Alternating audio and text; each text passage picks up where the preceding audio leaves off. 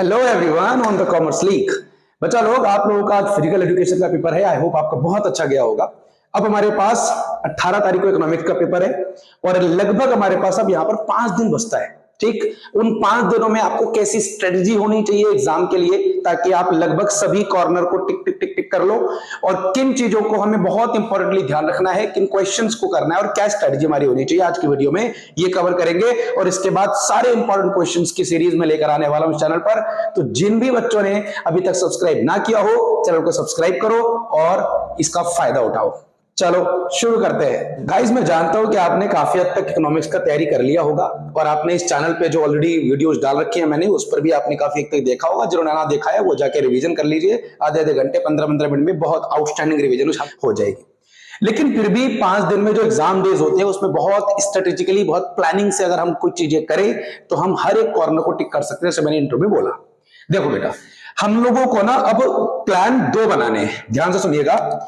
आज आपका डेट है 12 को आपका कुछ समय बचेगा। उस समय में आपको जो अपने मन में आना है, जो करना है वो कर लेना। 13 तारीख से 13, 14, 15 of course, 16, 17 end of course 18 को तो पेपर ही है, इसको तो गोला मारो। How many of days we are left with? 1, 2, 3, 4 and 5। तो बच्चों, इन 5 दिनों में हम लोगों को खेलना है जैसे भी खेलना है।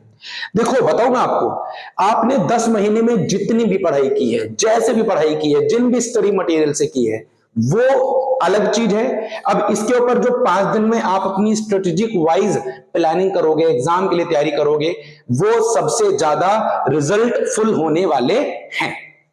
अब हमारे पास ये 5 दिनों में आपको 2 प्लान बना के चलने हैं, प्लान ए और प्लान बी। ठीक हो गया। सैंपल पेपर PYQ CLQ मैंने ऑलरेडी सब कुछ लिखा हुआ है, तो स्क्रीनशॉट ले लो ताकि भूल ना जाओ। फिर मैं समझाता हूं एक एक करके क्या करना है। ले लिया सैंपल पेपर। हम लोगों को इसको इकोनॉमिक्स का चलाना है। किसको? ये वाला हो गया आपका इकोनॉमिक्स।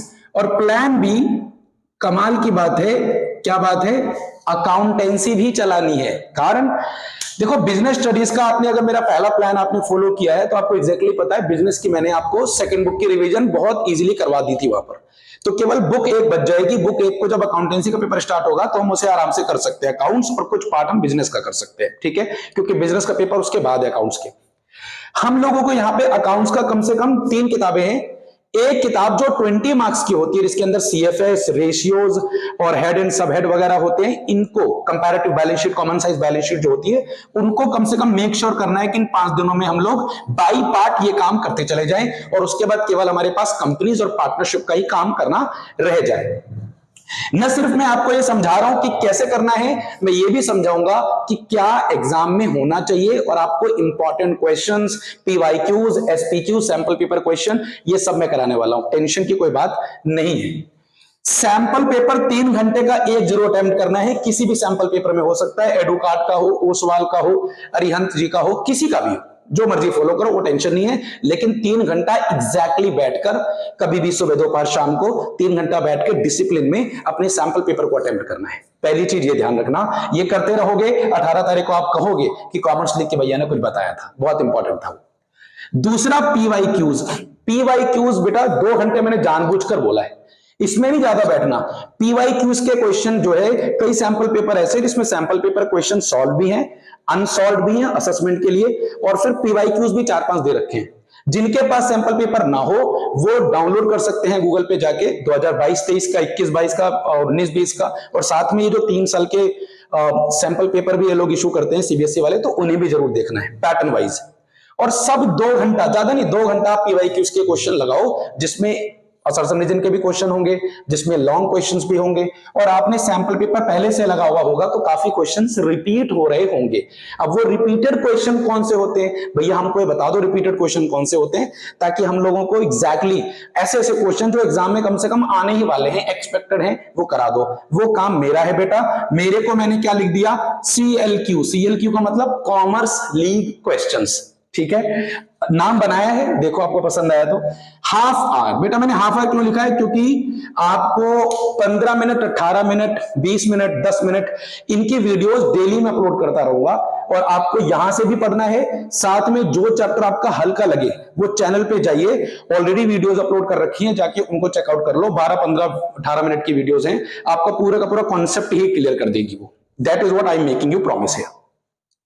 मैं क्या कराऊंगा? देखो मैं क्वेश्चन भी कराऊंगा, कौन कौन से क्वेश्चन एग्जाम में आते हैं, उसके आंसर्स भी बताऊंगा कि लिखना कैसे है। दोनों चीजों की श्योरिटी मैं आपको यहां से दे रहा हूं, ठीक है। वीडियो अच्छी लग रही हो तो वीडियो को लाइक भी कर दो और शेयर कर दो दोस्तों के साथ। अब सेक्शन बी की बात है, वो 1.5 घंटा देना है सिर्फ। तो ओवरऑल जो प्लान बनेगा 1.5 घंटे में, वो शॉर्ट और लॉन्ग दोनों प्रकार के क्वेश्चन आपको सैंपल पेपर में मिल जाएंगे, कैश फ्लो स्टेटमेंट के। डेफिनेटली करना है। अगर आप ये कर लेते हो ना, 6 नंबर का क्वेश्चन आपकी प्रैक्टिस में आ जाएगा, और प्रैक्टिस में आने का मतलब है आपको इनको ज्यादा मेहनत नहीं करनी पड़ेगी 18 तारीख के बाद। हेड एंड सब हेड दो या तीन नंबर का क्वेश्चन आता है पार्ट बी में से। तो अगर आप इसको एक बार और बता दूं, टीएस ग्रेवाल में से करना, ज्यादा कहीं जाने की जरूरत नहीं है। TS Grewal is the best enough material as far as this to topic are concerned.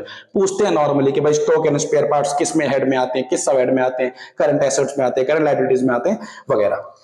तीसरा आता है रेशियोज। रेशियो का मतलब है, जैसे टोटल मिला जो लगे 17-18 रेशियोज के क्वेश्चन है पूरे बुक में, और चैप्टर देखो बहुत लंबा भी है। तो आप मेक श्योर करो कि 3 टाइप्स ऑफ फॉर्मूला क्वेश्चन तैयार करो। एग्जांपल देता हूं, जैसे मैंने आज तुमने तय किया, मैं स्टॉक टर्नओवर रेशियो, जिसको इन्वेंटरी टर्नओवर रेशियो भी कहते हैं, मैं इसको तैयार करूंगा। दूसरा जो है मैं करंट रेशियो को तैयार करूंगा, और तीसरा जो है मैं सपोज करो कि डेटा टर्नओवर रेशियो को मैं तैयार करूंगा। तो 3 आपने फॉर्मूले पकड़े, उन 3 फॉर्मूले से एक एक 2-2 क्वेश्चन अगर आप लगा लेते हो, और डेली 3-3 टाइप ऑफ क्वेश्चन लगाते हो, इससे होगा क्या, 5 दिन के अंदर आपके 15 टाइप ऑफ फॉर्मूले के क्वेश्चन तैयार हो जाएंगे। तो रेशियो का टेंशन यहां पर फिनिश हो जाता है। और अगर कोई डाउट आए किसी भी क्वेश्चन में, तो कमेंट सेक्शन में डालो, मुझे बता दो कि किस क्वेश्चन में है, बाकी का काम मेरा, मैं करा दूंगा नेक्स्ट वीडियो में, या अलग से वीडियो बना दूंगा। हेड एंड सब हेड का क्वेश्चन 3 नंबर का आता है, बहुत ही लल्लू क्वेश्चन आता है, लेकिन फिर भी कर लेना। ऑफलाइन में बच्चों को मैंने साफ साफ बोला था करने को, और वो एग्जाम के अंदर काफी हद तक काम भी आता है। ऑफलाइन को तो करा दिया, ऑनलाइन में भी आपको हम करा देंगे, अगर आप चाहेंगे तो कमेंट सेक्शन में लिख देना। कैश फ्लो स्टेटमेंट डेफिनेटली करनी है, तो 1.5 घंटा इसे अगर आप देते हो, बेटा देखो प्लान ना मान लो, अगर आप ये फॉलो करते हो ना, कमाल हो जाएगा। क्योंकि ये पहली बार नहीं कर रहा हूं मैं तो काफी लंबे समय से कॉमर्स स्ट्रीम के बच्चों को पढ़ा रहा हूं। तो अगर आप ये फॉलो करोगे तो you will be getting benefited for surely, I am saying this. 1.5 घंटा, ये 3, 4.5, 6.5, लगभग 7, सवा 7 घंटे का पूरे दिन का आपका काम है, और दोनों के दोनों सेक्शन यहाँ पे कवर हो जाएंगे।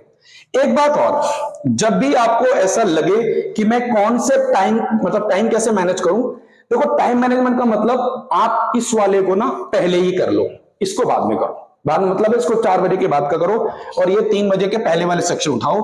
बेहतर यही रहेगा कि जब आपको डिस्टर्बेंस ना लगे अपने घर में, और किसी तरीके की आवाज ना आए, आवाज भी आ जाए तो बहुत कम नॉइस आए, आप सैंपल पेपर लगा सकते हो। 3 घंटा आराम से बैठो, क्वेश्चंस को करने की कोशिश करो। इससे 2 फायदे हो जाते हैं। पहला फायदा ये होगा कि आपको जब एग्जाम टाइम में बैठोगे, आपको पता चलेगा कि भाई मैं कौन से वाले सेक्शन में ज्यादा कंफर्टेबल हूं, पहले मुझे किस सेक्शन से अटेम्प्ट करना चाहिए। एमसीक्यू भी हो सकता है, कई बार बच्चे बोलते हैं लॉन्ग क्वेश्चन बहुत आउटस्टैंडिंग थे, बड़े ईजी थे, और मेरी तो प्रैक्टिस थी, तो मैंने उसको पहले अटेम्प्ट कर दिया, ताकि उनके क्वेश्चन भी पूरे 80 में अटेम्प्ट हो जाए, और फिर बेहतरीन मार्क्स आप स्कोर करो। ठीक है, सीयूईटी के अंदर भी आने वाला है, तो ये आपको प्लान काम आ जाएगा।